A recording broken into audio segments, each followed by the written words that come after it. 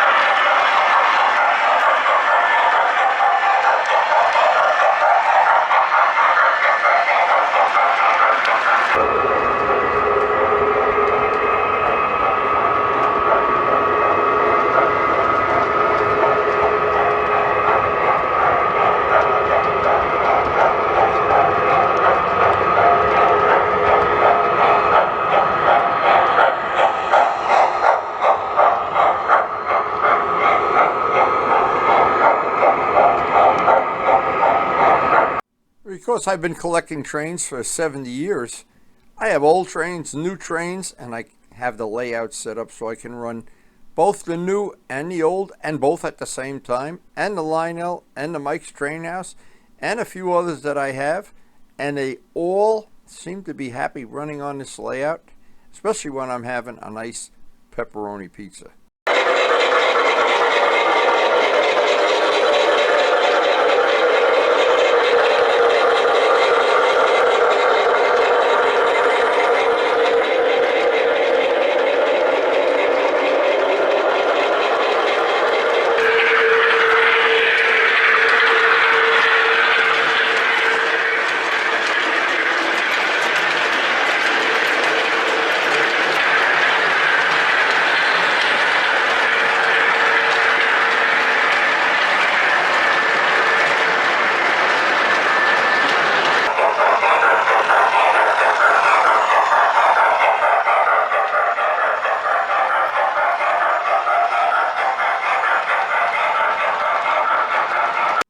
To me, of course, this is an ageless hobby.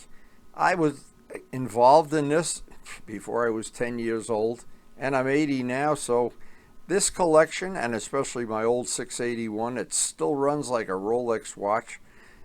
It's just amazing because other people I know have gotten involved in sports and hobbies and things, and a few years later they just sell everything and lose interest in it and move on to something else. O-gauge model railroading has a unique way. I don't know what it is. Maybe because of growing up with trains under the Christmas tree or something with the Lionel trains. I'm not sure. But in my case, it's ageless and it's just uncanny. It's lasted me a lifetime.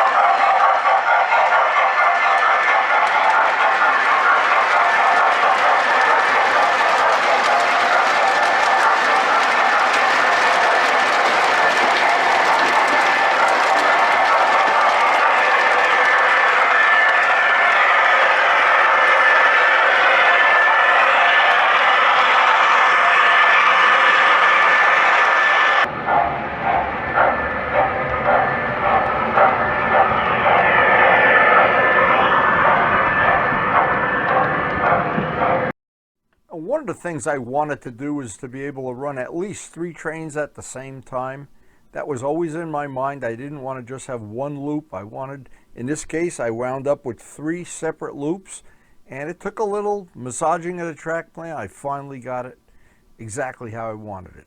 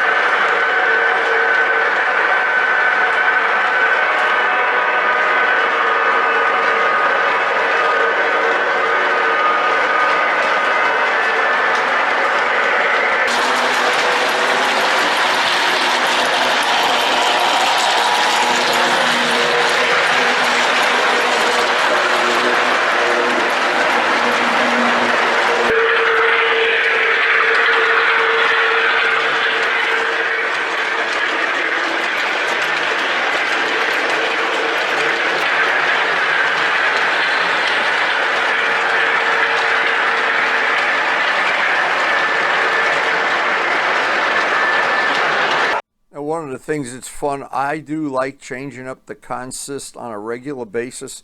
So does my grandson when we set up consist. He loves the passenger trains. We love running the trains no matter what engine, what consist, passenger, freight. Dim the lights, make the lights bright. There's just an endless variety of things we can do. And actually, I'm happy to know that the video skills and the photography skills that both my grandson and I are developing by doing these videos, he's benefiting from it, I'm benefiting from it, and we have had some great bonding times over the years over the trains. And I have just a gut feeling that he's going to be involved in model railroading for the rest of his life, just like Grandpa.